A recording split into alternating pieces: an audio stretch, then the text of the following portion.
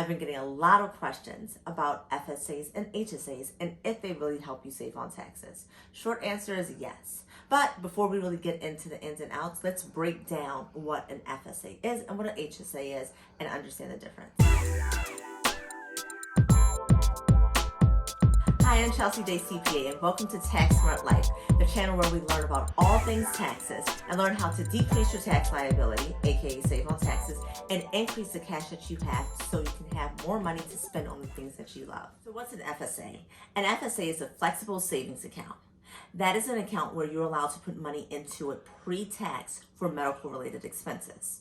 Now, it doesn't matter what type of health account or health plan that you have, you're able to do the FSA.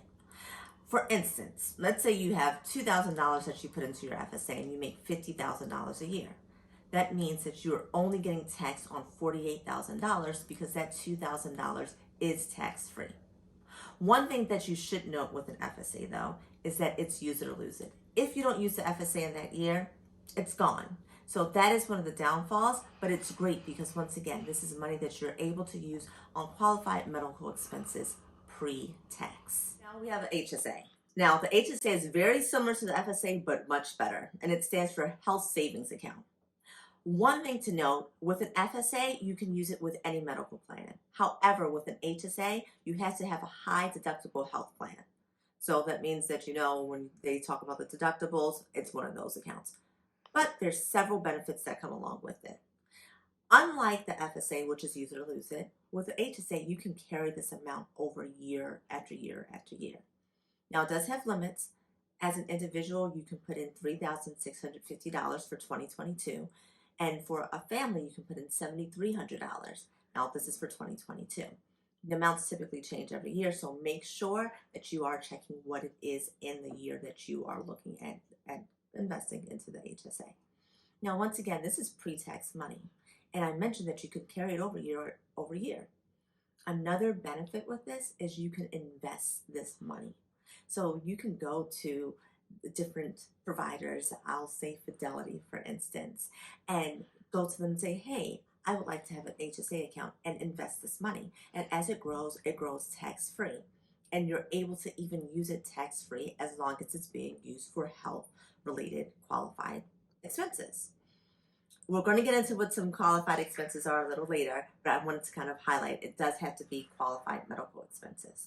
Now, another thing with an HSA is you're able to increase the amount after you hit the age 55. So 55 and older, you're able to do an additional $1,000. So for 2022, instead of it being $3,650 for the individual, it's now $4,650 for the individual and $8,300 for the family. Oftentimes with the HSA accounts, employers will contribute to the HSA for you. So for instance, an employer may give you $2,000 for an individual account. You only have to put another $1,650 in before you reach the limit, but you're still able to carry it over. You're still able to invest it and then take advantage of all the benefits that come along with the HSA. Majority of the time, the HSA premiums for the health account are much lower than they would be for PPO, which is associated with the FSA. So you're also saving money on that end. So something to consider when you guys are looking at doing an HSA or an FSA, but both of them allow you tax savings. Now, another benefit when we start looking at the HSA is at age 65, you are now able to take money out of the HSA and use it for whatever. It does not have to be a qualified medical expense, and you will not be penalized for it. So if you take money out of the HSA for non-medical expenses earlier, you will face a penalty, but at age 65, you can use it for anything that you want.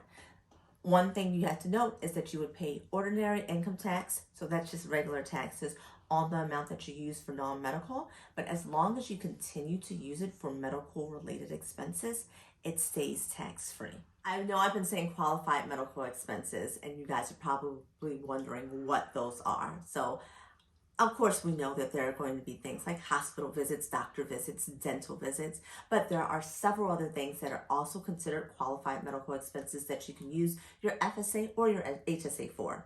Now, for example, acupuncture, physical therapy, chiropractor visits, glasses, other over-the-counter medicines, And one of my favorites right now is like the PPE equipment, the protective equipment such as masks and hand sanitizer.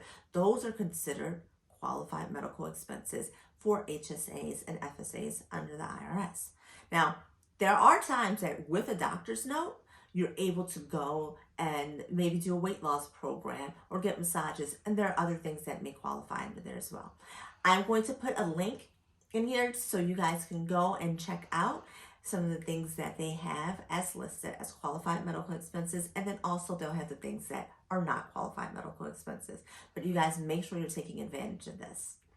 Now, I hope this answered a lot of the questions that you guys have on HSAs and FSAs and how you can save on taxes using them.